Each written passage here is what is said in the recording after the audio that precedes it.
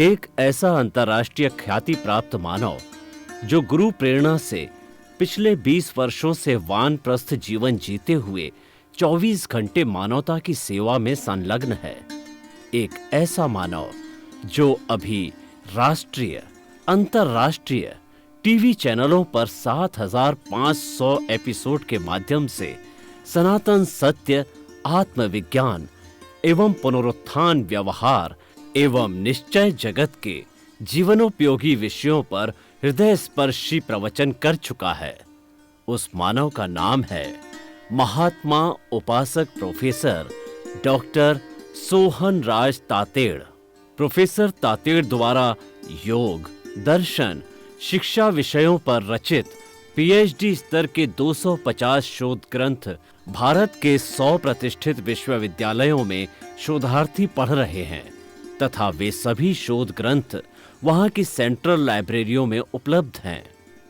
महात्मा सोहन राज ने अभी तक हजारों स्कूलों, कॉलेजों, विश्वविद्यालयों एवं संस्थाओं में सेमिनार, वर्कशॉप, कैंप लगाकर लाखों विद्यार्थियों को योग, दर्शन, शिक्षा का प्रशिक्षण देकर उन्हें सुसंस्कारित किया। डॉक्टर तातेड़ ने भारतीय संस्कृति उत्थान के 4,000 से अधिक समसामयिक विषयों पर आर्टिकल लिखकर ऑनलाइन जर्नल, पत्रिकाओं, वेबसाइट्स पर प्रकाशित किया, जिसका उपयोग लाखों पाठक कर रहे हैं। उपासक तातेड़ के 5,000 से अधिक आज का सुविचार, आज का शुभ संदेश, आज का मंगल भावना योग आदि चिंतन websites, Twitter, blogger, Facebook, YouTube माध्यमों से लाखों लोग अपना जीवन निर्माण कर रहे हैं। मानवता के मसीहा ऐसे महामानव महात्मा सोहन राज तातेड़ के प्रोफाइल को अभी तक विश्व के 20 लाख दर्शक यूट्यूब पर, 12 लाख गूगल पर एवं लाखों दर्शक फेसबुक, ब्लॉगर, ट्विटर और इंस्टाग्राम पर देख चुके हैं।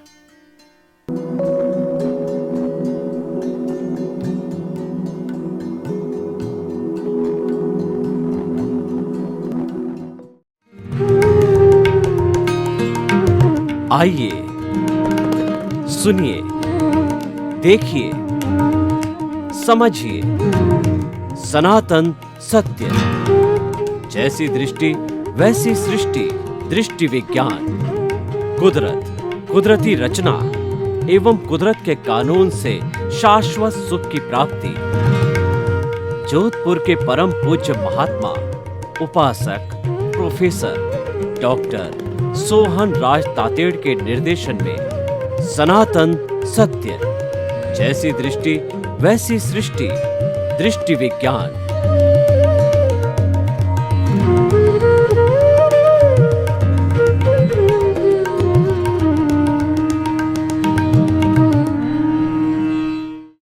हम आपको आत्मविज्ञान कार्यक्रम देने आए हैं। आत्मविज्ञान कार्यक्रम के तहत, साइंस ऑफ द सोल कार्यक्रम के तहत सही दृष्टि, सही सोच, राइट विजन, राइट थिंकिंग के माध्यम से हम आपका ब्रेन वॉश करते हैं, आपकी ब्रेन स्टॉर्मिंग करते हैं, आपके भीतर जो रॉन्ग बिलीफ है उसको उखाड़ते हैं और आपके भीतर राइट बिलीफ को डालते हैं।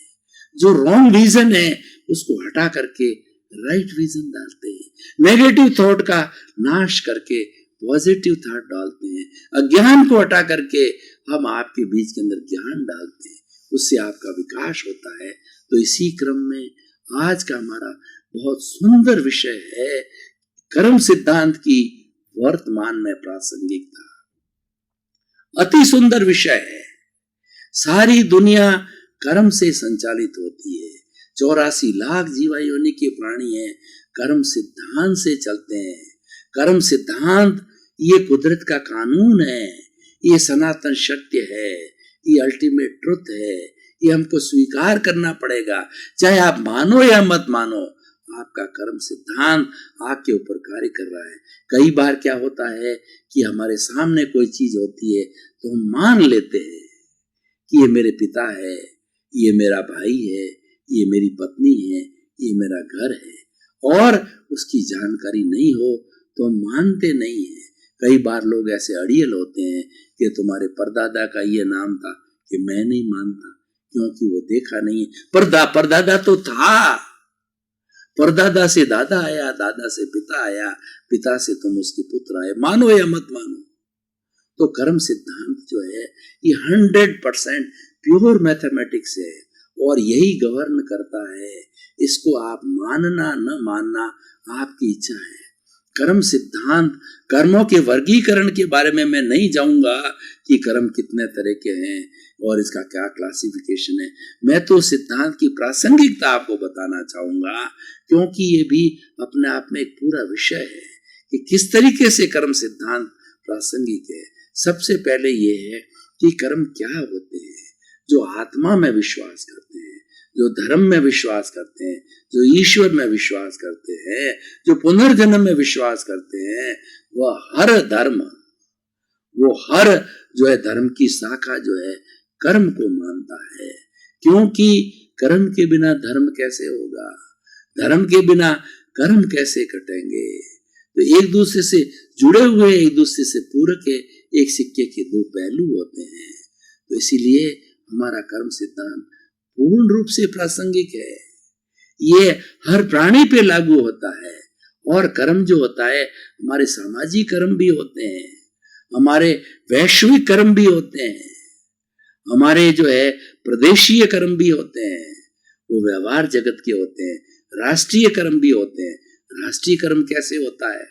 देखिए कि स्वयं व्यक्ति को अच्छा बुरा मिलना, उसको मैं एक बार छोड़ रहा हूं। राष्ट्रीय कर्म ऐसे होते हैं, हमारा शासक अच्छा आ जाता है, यथा राजा तथा प्रजा, अच्छा शासक आता है, हमारा ध्यान रखता है, हमारे सुख दुख पर ध्यान देता है, हमारे बीच में आता है, हमारा रोटी कपड़ा मकान शिक्षा चिकित्सा जो है उसकी सुविधा दिलाता है, हमारे अच्छी ट्रेन की व्यवस्था करता है, सफाई की व्यवस्था करता है, रोशनी की व्यवस्था करता है, सड़क की करता है, बिजली की करता है, पानी का करता है।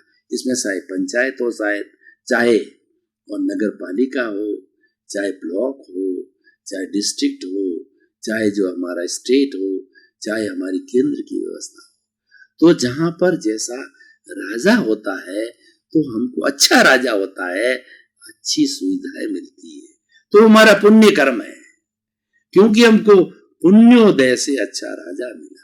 उदाहरण के तौर पर हमारे भाई नरेंद्र भाई मोदी दूसरी बार 5 वर्षों के लिए प्रधानमंत्री मिले। राजा अच्छा है, उसकी सोच अच्छी है, वो योगी है और उसने बहुत साधना की है, अकेला चना फोड़ नहीं सकता, उसके साथ रिद्धियां हैं, उसके साथ सिद्धियां हैं, और उस रिद्धि सिद्धियों के कारण, वो योगी पुरुष होने के कारण स्वतः ही जो कार्य होता है वो अच्छा हो जाता है। जितनी उसकी सोच होती है वो अच्छे रूप में परिणति होती है, उसको अच्छे मंत्री मिलते हैं, उसको अच्छा जनता का सहयोग मिलता है, तो वो जनता के लिए सोचता है, वो जनता को, अपने आप को जनता का प्रधान सेवक बात करता है, और जनता के विरुद्ध जाने वाला MP MLA की खाल खींचता है। वह भ्रष्टाचार नहीं करना चाहता, भ्रष्टाचारियों को जेल में डाल देता है, और वो सज्जनों को पुरस्कार देता है और दुर्जनों को प्रताड़ित करता है, जेल में डालता है, कई कृत्य के उसको सजा देता है, कोर्ट केस चलते हैं, क्योंकि उसके पास न्याय है, वो सच्चा बड़ा न्यायाधीश है। ऐसा अच्छा न्यायाधीश मिलता है, ऐसा अच्छा राजा मिलता है, वो जनता का पुण्योदय है।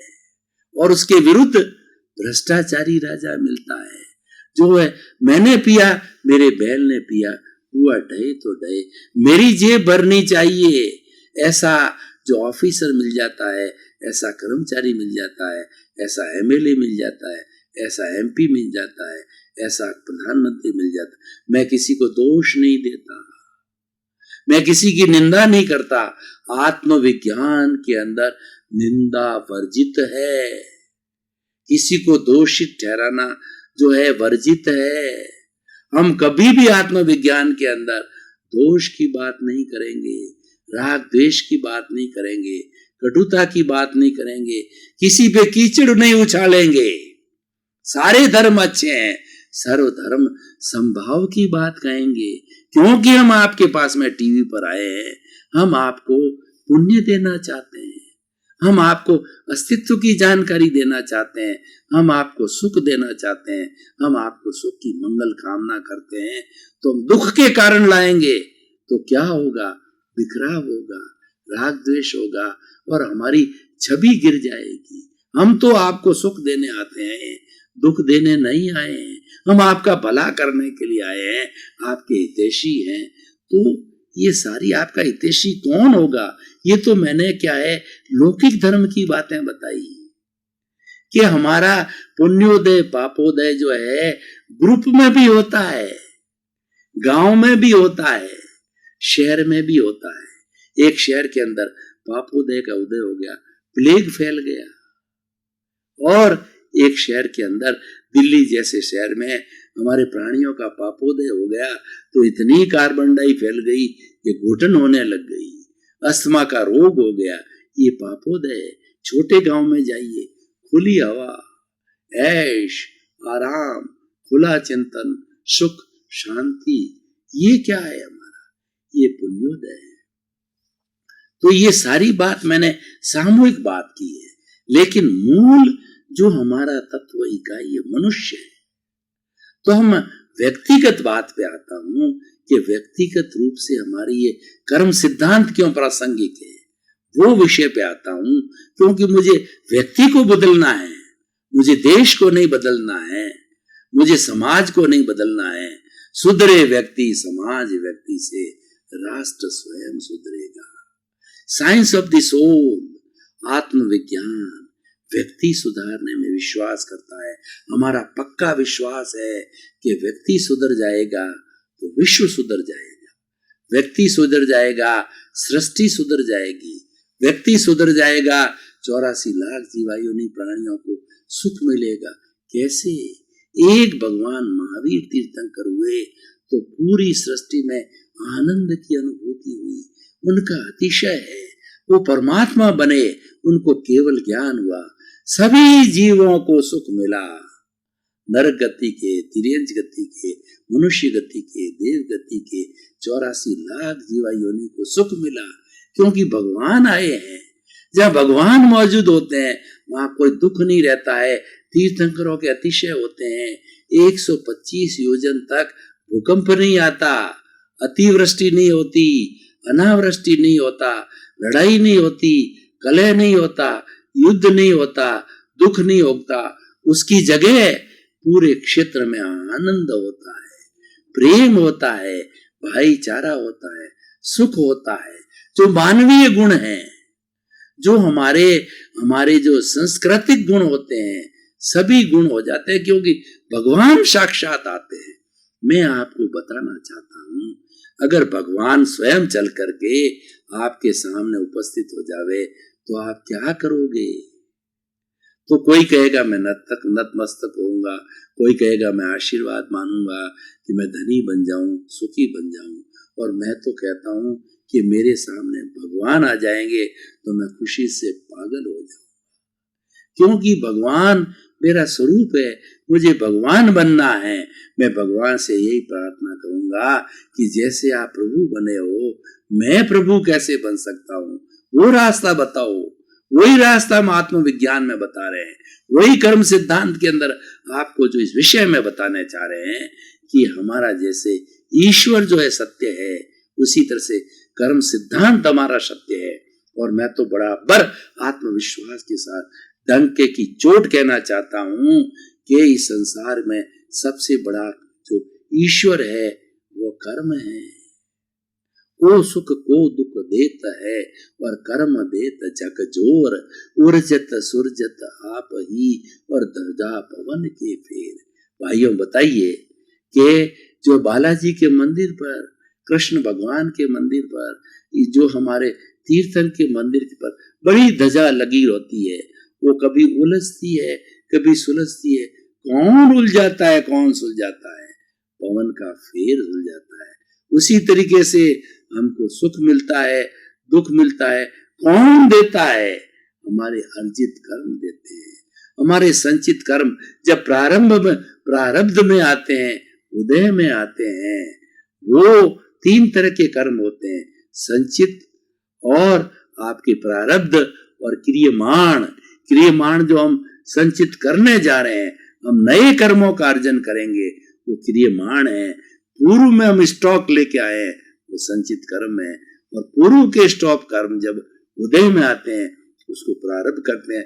जब भोग में आते हैं, जब वो कर्म फल देते हैं, जब सुख दुख की अनुभूति कराते हैं, उस वक्त तो प्रारब्ध कहलाता है, उस वक्त तो उदय काल होता है। इस दुनिया के अंदर, इस पूरी सृष्टि के अंदर 33 करोड़ देवी देवता को मान लीजिए, कोई भी ऐसा पावरफुल देव नहीं है जो आपका बुरा कर सके। कोई भी ऐसा पावरफुल देव नहीं है जो आपका बुरा करते हैं। करता है बुरा या अच्छा, आपके कर्म करते हैं। अगर आप पिछले पूर्व जन्मों से अच्छे कर्म लेके आए हैं, पुण्य का कर्म लेके आए हैं, आपको सुख मिलेगा, शांति मिलेगी, आनंद मिलेगा, पद मिलेगा, प्रतिष्ठा मिलेगी, आप सुखी जीवन यापन करेंगे। और पाप कर्म लेके आए हो तो गरीब के घर में जन्म होगा, जन्म से ही घर में माँ बाप के बीच में कलह होगी और धन की कमी होगी। आपको रोटी कपड़ा मकान शिक्षा चिकित्सा के लाले पड़ेंगे, अच्छी तरह से पढ़नी, 2 जून की रोटी भी नहीं मिलेगी। ऐसे ऐसे कष्ट आएंगे। लूला जन्म ले लेगा, लंगड़ा जन्म ले लेगा, अपाहिज हो जाएगा। ऐसे ऐसे जीव जन्म लेते हैं कि जन्म से ही अपाहिज होते हैं, जन्म से ही लूले होते हैं, जन्म से ही लंगड़े होते हैं। और ऐसा ऐसा हमारे साथ कोई जो है कुठारा घात हो जाता है, कोई सदमा पहुंचता है, कोई व्यक्ति 10 साल 5 साल 20 साल के लिए कोमा में चला जाता है। ये सब क्यों होता है? ये सब कौन कराता है? ये कर्म कराता है। तो बताइए क्या है कर्म सिद्धांत?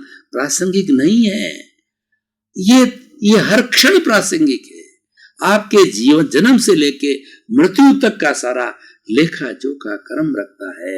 ये कर्म आपका ईश्वर है, कर्म आपका देवता है, कर्म आपका न्यायाधीश है। तो क्या वो प्रासंगिक नहीं है? उसके बिना आपका क्या काम चलेगा? आप कैसे उठेंगे? आप कैसे भोजन करेंगे? आप कैसे खाएंगे? कुछ भी नहीं कर सकते। वो सारा डिसाइडेड है। हम प्री डिसाइडेड लेके आते हैं। ये प्री डिसाइडेड हमारे कर्म साथ में आते हैं। कर्म हमारे छाया की तरह पीछे करते हैं।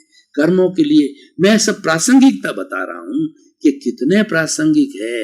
ये एक 100% प्रासंगिक है, 100% रिलीवेंट है।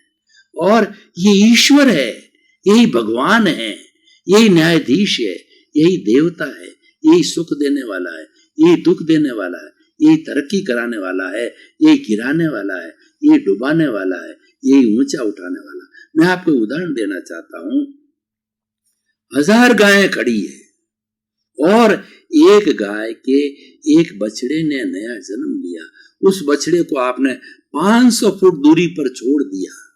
वो बेचारा नया जन्मा हुआ बच्चा है, उसको भूख लगी, उसको दूध चाहिए, तो आपने उस बछड़े को अपने 500 फीट की दूरी से वापस छोड़ा। वो बछड़ा 1000 गायों में से जाकर के अपनी माँ का दूध चूएगा, अपने माँ का थन चूसेगा। दूसरी गाय कितनी 999 खड़ी है, उसके पास नहीं जाएगा। ये क्या बताता है? ये प्रूफ है, ये रिलेवेंसी है, ये प्रासंगिकता है। आपके कर्म आपके पीछे लगे हुए हैं। पत्नी का कर्म आपके काम नहीं आएगा, बेटे का कर्म आपके काम नहीं आएगा। मैंने सामूहिक कर्म की बात कही, वो सामूहिक कर्म अलग है। अब मैं व्यक्तिगत बात कह रहा हूं कि सामूहिक कर्म में समूह होता है कि पूरे परिवार के दिनमान खराब आते हैं तो सभी मिलके भुगतते हैं, लेकिन व्यक्तिगत कर्म व्यक्ति ही भुगतता है। जैसे मैं बुरा करके लेके आया हूं और मैं बुरा कर रहा हूं और ये सोच रखता हूं कि मैं तो पत्नी के लिए चोरी कर रहा हूं, मैं पत्नी के लिए भ्रष्टाचार कर रहा हूं, मैं पत्नी के लिए ज्यादा जो है कीमत के पैसे ले रहा हूं, अन्याय कर रहा हूं और किसी को धोखा दे के पैसा अर्जित कर रहा हूं। और मैं चाहूंगा कि वो पैसा मैं लेकर के पत्नी के लिए लाया, बेटे के लिए लाया, उनका भरण पोषण कर रहा हूँ, उनका पेट पाल रहा हूँ। जब समय आएगा, जब यमदूत खड़े होंगे, जब हंटर लगाए, उस वक्त आप कहोगे कि हम 5 मेंबर है, 100 हंटर में से जो है 20-20 है, हंटर सबके लगाओ क्योंकि सबके लिए लाया हूं। नहीं, यमराज कहेगा हम किसी को नहीं जानते, कर्म तेरा किया हुआ है, तूने दुष्कर्म किया, हम तेरे हंटर 100 हंटर तेरे लगाएंगे, और उसकी जगह अगर पुण्य किया गया हुआ आप जन्नत में जाएंगे तो आप देवता बनेंगे, कोई हंटर नहीं लगाएगा। सब आपके बड़ी बड़ी जो है वो देवियां होगी।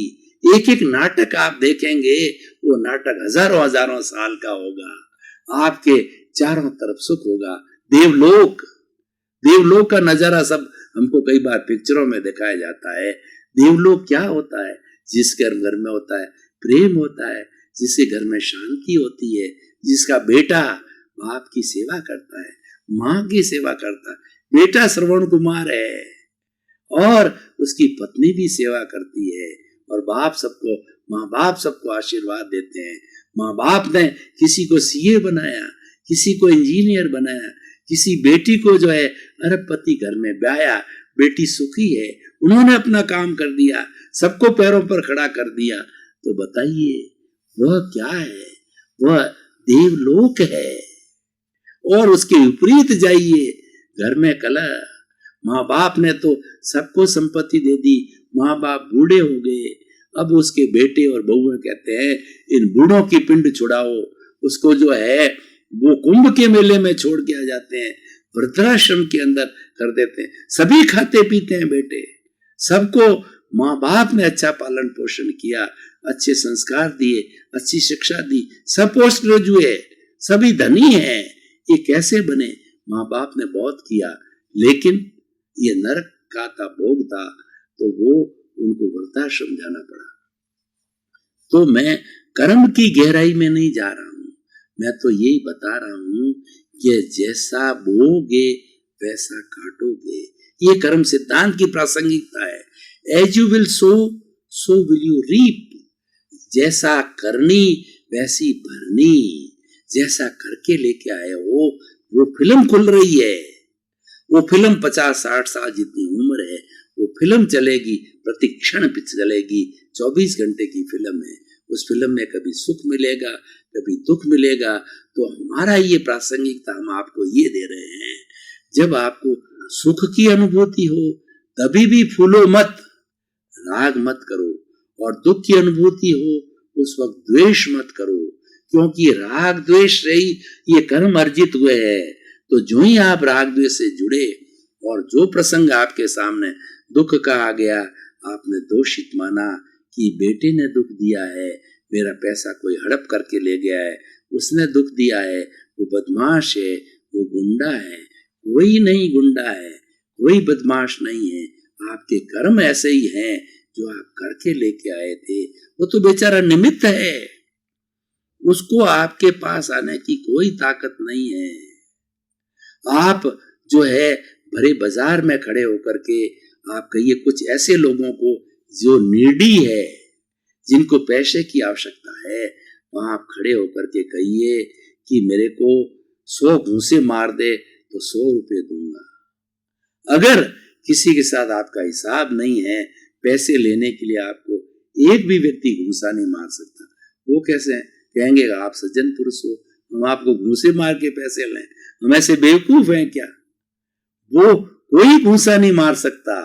ये इस बात का परिचायक है कि आपका जो समूह खड़ा है उसमें कोई हिसाब बाकी नहीं है। और हिसाब बाकी है तो मैं आपको बताना चाहता हूं, आप एक कमरे में 5 लोग सो रहे हैं और अभी ऐसा मौसम है कि मच्छर बहुत है। 5 में से एक व्यक्ति तो छटपटाता रहता है, रात भर उसको मच्छर काटते हैं और 4 खर्राटे खींचते हैं। उनको मच्छर क्यों नहीं काटा? क्यों नहीं काटा? क्योंकि उन मच्छरों का जो उस कमरे में जो मच्छर है, उनका हिसाब चारों के साथ बाकी नहीं था, हिसाब केवल आपके साथ ही बाकी था, इसीलिए काटता गया और आप छटपटाते गए। तो इसलिए सारा हिसाब होता है। ये कर्म सिद्धांत ये कहता है कि आपने जो ये जन्म लिया है, और ये 60-70 साल की फिल्म चलाओगे, उसके अंदर आपकी पत्नी होगी, आपका बेटा होगा, पोता होगा, बेटे की बहू होगी, ये सब पार्टियां हैं जो 24 घंटे आपकी से पत्नी है, 24 घंटे सबसे ज्यादा आपके साथ में रहती है, वो सबसे बड़ी पार्टी है। बेटा सबसे बड़ी पार्टी है, बेटे की बहू भी पार्टी है, पोता भी पार्टी है, ये पार्टी है। पार्टी का अर्थ होता है, अगर आप व्यापार करते हो, अगर आप बैंक चलाते हो, उसमें डेबिट की पार्टी होती है, क्रेडिट की पार्टी होती है, कोई लेने वाला होता है, कोई देने वाला होता है, ये सब पार्टियां हैं। कोई छोटी पार्टी है, कोई बड़ी पार्टी है, जितना हिसाब है। हम चेक काटते हैं 1000 का काटते हैं, हम चेक काटते हैं 10,000 का काटते हैं, हम चेक 1 लाख का काटते हैं, क्योंकि हमारा लेना देना इतना है। हम सबके समान चेक नहीं काटते हैं, वो हमारा हिसाब है। तो ये हिसाब चुकता करने के लिए ये पार्टी आई है। कोई आपको दुख देगी, कोई आपको सुख देगी, कोई आपको गालियां देगी, कोई आपका पैसा हड़पेगा, कोई आपकी कोई सेवा नहीं करेगा, लेकिन प्रॉपर्टी में से उजरदारी करेगा। कोर्ट जाके भी कहेगा मैं तो 3 संतान है, 1/3 हिस्सा लूंगा, और लेकर के रहता है कोर्ट के माध्यम से कि मैं इनका बेटा हूं। अरे भाई, बेटा बना, तूने बाप को कोई सुख नहीं दिया, तो 50 वर्ष का हो गया, बाप को पानी नहीं पिलाया, बाप पे 100 रुपए खर्च नहीं किए, उनकी कोई चिंता नहीं करी, तेरे को करोड़पति बनाया, तेरे को अच्छी मैम लाया तेरे लिए, और तेरे को पोस्ट ग्रेजुएट बनाया, लेकिन कर्मों का हिसाब है। आप क्या कर सकते हो? ये कर्मों की प्रासंगिकता तो भाई और बहनों में कहना चाह रहा था, बड़ा सुंदर विषय है कि जो कुछ भी हमारे साथ घटित होता है ये कर्म आधारित है, 100% कर्म आधारित है। छोटा से छोटा मच्छर का मैंने उदाहरण दिया, और बड़ा से बड़ा मैंने बेटा जो करोड़ों की संपत्ति हड़प जाता है, बिना कुछ आपको सुख दिए हुए हड़पता है, कोर्ट से ले जाता है, आपको बेघर करता है, मकान में वो रहता है, आपको सड़क पे फेंक देता है, आपका बेटा है, क्या करो आप? तो ये हमारा सारा पुण्य पाप का हिसाब है, और पुण्य पाप है वो हमारे कर्म है, ये जन्म जन्मांतर से हमारी आत्मा के साथ चलते रहते हैं। और जो हम उदय में आते हैं, जब फिल्म चालू होती है तब उदय भाव आता है, उसमें हमको क्या करना। अब मतलब की बात, निष्कर्ष की बात मैं ये बताता हूँ कि आप करके आ गए, आप स्वतंत्र हो गए। स्वतंत्र कैसे हो गए? एक किसान है, वो मान लीजिए बारिश की सीजन आ गई, उसको वो निर्णय नहीं कर पा रहा है, खरीफ की फसल बोनी है कि भाव किसके ज्यादा मिलेंगे, बाजरी बोऊं या मूंग बोऊं या तिल बोऊं। उसके पास बाजरी भी है, मूंग भी है, तिल भी है, कोई निर्णय नहीं कर पाया। हल चलाने की बारी आई तो उसने सारी बाजरी बो दी। उस वक्त जो बुद्धि ने काम किया वो कर दिया। अब जब फसल होने की बात आई, अरे यार बाजरी के भाव तो बहुत कम है, तिल बोता इससे 10 गुना भाव है, और लोगों के तिल हुए, उनको बहुत बड़ा लाभ हुआ। भैया अब सोचने से क्या है, तुम स्वतंत्र हो गए।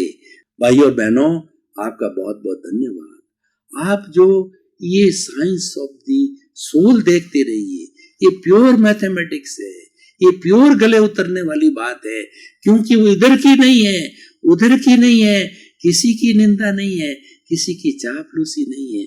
ये तो आप कौन हो ये बताने के लिए कार्यक्रम आया है, सिर्फ आपके ऊपर आधारित है। खोल खोल कर हम बता रहे हैं कि आप कौन हो, आप कहां से आए हो, आपको कहां जाना है, आप जो कर रहे हो ये क्यों हो रहा है, और ये हो रहा है उसमें संभाव को कैसे रहना है। ये सारे गुर बताने के लिए हम आए हैं, आपसे लेने कुछ नहीं आए हैं, आपको गलत चीज बताने नहीं आ रहे हैं। आपको तो हम सही रास्ता बताने के लिए आए हैं, इसलिए आत्मविज्ञान कार्यक्रम बना है। आपका जीवन मंगलमय हो, धन्य हो, आनंदमय हो, आपके प्रति मंगल भावना, शुभकामना, और आप सिद्ध बुद्ध मुक्त बने, आपके प्रति मंगल भावना।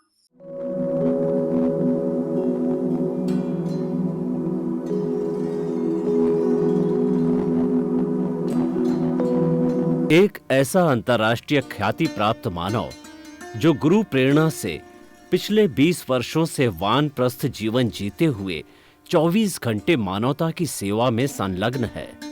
एक ऐसा मानव जो अभी राष्ट्रीय, अंतर्राष्ट्रीय टीवी चैनलों पर 7,500 एपिसोड के माध्यम से सनातन सत्य, आत्मविज्ञान एवं पुनरुत्थान, व्यवहार एवं निश्चय जगत के जीवनोपयोगी विषयों पर हृदय स्पर्शी प्रवचन कर चुका है।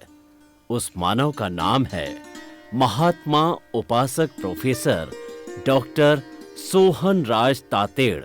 प्रोफेसर तातेड़ द्वारा योग, दर्शन, शिक्षा विषयों पर रचित पीएचडी स्तर के 250 शोध ग्रंथ भारत के 100 प्रतिष्ठित विश्वविद्यालयों में शोधार्थी पढ़ रहे हैं तथा वे सभी शोध ग्रंथ वहां की सेंट्रल लाइब्रेरियों में उपलब्ध हैं। महात्मा सोहन राज ने अभी तक हजारों स्कूलों, कॉलेजों, विश्वविद्यालयों एवं संस्थाओं में सेमिनार, वर्कशॉप, कैंप लगाकर लाखों विद्यार्थियों को योग, दर्शन, शिक्षा का प्रशिक्षण देकर उन्हें सुसंस्कारित किया। डॉक्टर तातेड़ ने भारतीय संस्कृति उत्थान के 4000 से अधिक समसामयिक विषयों पर आर्टिकल लिखकर ऑनलाइन जर्नल, पत्रिकाओं, वेबसाइट्स पर प्रकाशित किया, जिसका उपयोग लाखों पाठक कर रहे हैं। उपासक तातेड़ के 5000 से अधिक आज का सुविचार, आज का शुभ संदेश, आज का मंगल भावना योग आदि चिंतन websites, Twitter, blogger, Facebook, YouTube माध्यमों से लाखों लोग अपना जीवन निर्माण कर रहे हैं। मानवता के मसीहा ऐसे महामानव महात्मा सोहन राज तातेड़ के प्रोफाइल को अभी तक विश्व के 20 लाख दर्शक यूट्यूब पर, 12 लाख गूगल पर एवं लाखों दर्शक फेसबुक, ब्लॉगर, ट्विटर और इंस्टाग्राम पर देख चुके हैं।